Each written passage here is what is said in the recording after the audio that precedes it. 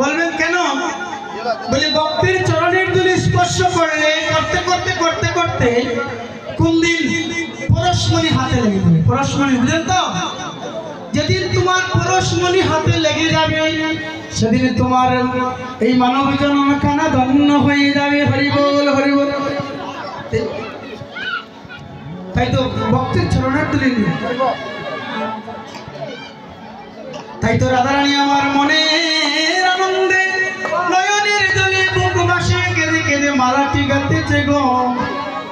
আর মনে মনে বলছে হে গোবিন্দ গোবিন্দ হে, তোমার গলায় আগে বনফুলের মালা কানি দেব, কারণ তুমিও বনে যাবে, রাখালদের সঙ্গে খেলা করবে, আর বনের মালা যদি তোমার গলায় থাকে কত সুন্দর লাগবে, তাই না? গেতেছে মালা, আস্তে আস্তে গলা বললাম মালাটি গেতেছে রাধারানী। এবার গাতা শেষ, সুন্দর করে এইভাবে ধুয়ে রেখেছে রাধারানী, মন্দিরে রেখেছে। কিন্তু কৃষ্ণচন্দ্র যখন বনে যাচ্ছে গোমা, তখন আমার প্রেমময়ী শ্রীমতী রাধারানী পুষ্টের মুরলীর তরি শ্রবণে বসিল।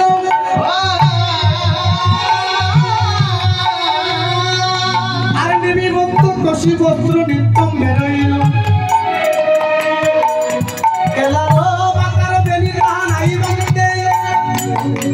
অপেক্ষা না করে তুমি কৃষ্ণ বলিয়া যাবে।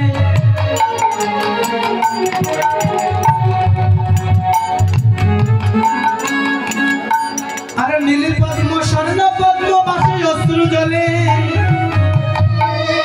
আর তাহা দেখি নাগরের পথ চলে। কি করলেন? রাধারানী মনে বাসনা নিয়ে বসে আছে, আর যেই মাত্র গোষ্ঠীর ধ্বনি শুনেছে গোমা, তার সব কিছু এলোমেলো হয়েছে। তখন এমন একটা আবেগ মনের মধ্যে এসেছে যে এই সময় আমি কি করতে পারি, কিভাবে কি করলে আমার গোবিন্দ গলা মালাটি দেওয়া যাবে। তো কিছুই করতে পারলো না, গোষ্ঠীর ধ্বনি শোনা মাত্র সব কিছু এলোমেলো হয়ে গেছে, অচৈতন্য হয়ে পড়ে। তখন এই গোষ্ঠলীলা বলা হয়েছে, জটিলা গিয়ে কৃষ্ণকে নিবেদন করলেন, কৃষ্ণ এসে রাধারানীকে ভালো করলেন। পরশে সরস্ব অঙ্গ জলবেলা হইল বঙ্গ, রাসেবর করে পড়লেন। কৃষ্ণের পরশ পেয়ে রাধারানী চৈতন্য ফিরে পেলেন। চৈতন্য যখন ফিরে পেল, দেখলো পাশে শাশুড়ি ননদিনী বসে। মালাটি আর দেওয়া যাবে?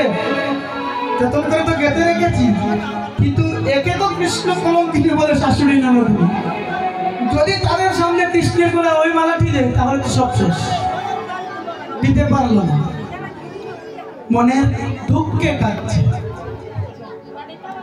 এত দুঃখ কইতে পারে না, সইতে পারে। ঠিক সেই সময় এসেছে প্রিয় সখী বৃন্দা দেবীকে জড়িয়ে ধরে হুঙ্কার করে রাধারানী কাঁদছে আর বলছে, ওরে বৃন্দা রে, ওই যে দেখো যতন করে একটি মালা গেঁথেছিলাম আমার গোবিন্দ গলায় দেব বলে, কিন্তু রে ওই আমার প্রিয় সখী বৃন্দা গো, এই মালাখানি আমার গোবিন্দের গলে দিতে পারলাম না। জানিস, কারণ বিধি আমার ভাবি হয়েছে, দিতে পারি না গোবিন্দ। বৃন্দা দেবী, তুমি তো আমার মরম সখী গো, তাইলে তুমি যদি ওই মালাখানি আমার গোবিন্দের গলায় বনের মধ্যে নিয়ে পৌঁছে দিতে পারো, তাহলে আমি তোমাকে একটা পুরস্কার দেব। কি পুরস্কার জানো? ওই যে এদিকে এদিকে ও ভাইরা, রাধারানী বলছে, তুমি যদি মালাটি নিয়ে বনের মধ্যে কৃষ্ণের গলায় দিতে পারো, তাহলে আমি তোমাকে একটা জিনিস দেব। কি দেব? আমার কণ্ঠের গজমতি হার তোমায় পুরস্কার।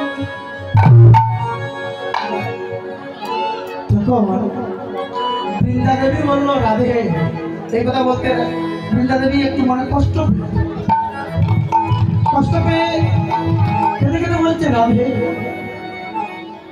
আমি শুধু এ জন্মে নয়, আমি জন্মে জন্মে চাই তোমার সঙ্গে আসা, তোমার সেবা করতে। আমি বিনিময় কিছু চাই। রাধে গো, আমি বিনিময় কিছু চাই না, কিন্তু তুমি আমাকে আগে কি করলে রাধে? তুমি আমাকে বিনিময় কাজ করার জন্য বললে রাধে, কেন করলে বলো? তবে রাধে গো, আজকে যখন তুমি আমাকে বিনিময় কাজ করার জন্য বলছো, আমি কোনোদিন তোমার কাছে কিছুই চাই না। রাধে গো, আমি তোমার কাজ করতে গিয়ে আমি তোমার কাছে একটা জিনিস চাইব। আমি কোনো জীবনে তোমার কাছে কোনো কিছু চাইনি রাধে, কিন্তু আমি তোমার কাছে আজকে একটা বস্তু চাইব রাধে। তুমি কি বলছো আমায় দিতে গজমতি হার? কিন্তু না না রাধে, আমি তোমার সেই গজমতি হার কেন নেব না? আমি কি নেব জানো রাধে গো? তোমার ওই গজমতি হার, তোমার গজমতি হার থেকে গজহার বাদ দিয়ে যেটুকু থাকে এবার গজমতি হার থেকে গজহার বাদ দিলে কি থাকে গো? বলে মতি তাকে খেতে খেতে বলছে রাধে গো, আর কিছু চাই না, তোমার চরণে যেন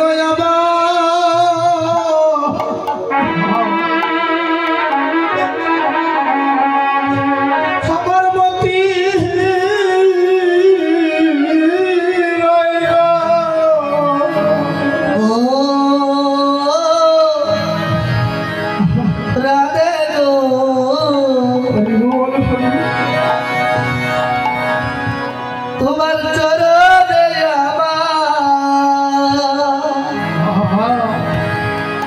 আমার মতি, আমার মতি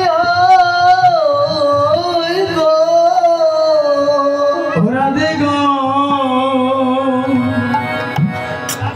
রাধে তোমার ওই চরণে যেন আমার মতি